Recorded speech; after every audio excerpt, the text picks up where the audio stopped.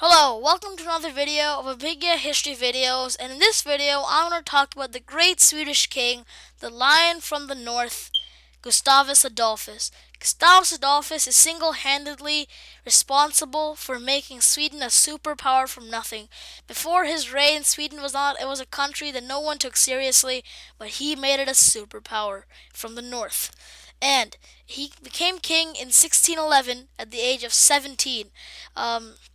So basically, he was a young king, but he was very experienced in the political arts because he had been going to council meetings from the age of 10. So by 17, he was quite experienced in political arts. But yet, he wasn't very good at people skills. The noblemen tried to take advantage of him, so he had to be tutored by a man named Johann Skytte. This is his last name, Skytte, Johann Skytte, and to make sure he wasn't taken advantage of. He was a very good orator, a very good public speaker. That was a plus because it's always good to be a good orator as a king. So when he was starting out his reign, the nobility tried to force him to sign the Ascension Charter. The Ascension Charter was basically a charter that made it so that the chief positions in his empire, the important positions in his empire, could only be held by nobility. But despite this, the common people still liked him because back then in Sweden there were two types of representation.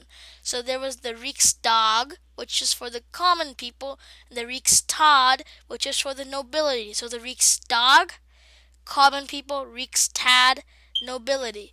Um, so basically that meant that the common people were not just ignored and their ails were heard by the rest of the country. Okay, so back then there was a war called the 30 Years' War. The 30 Years' War at its root was just a conflict between the Protestants and the Catholics, two types of Christians. So, as you know, back then in Europe there's two types of Christians, the Protestants and the Catholics, and they're just fighting it out over Europe. In the 30 Years' War, only at the beginning it was basically just a conflict between these two types of Christianity, but over time it became much more.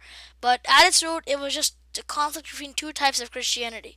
So Gustavus Adolphus, like much of Sweden, was a Protestant king and was a Protestant. So he joined the Protestant side, and he helped save Germany from annihilation by the Catholic League. Germany was a Protestant country, and because of this, he became a big leader on the Protestant side.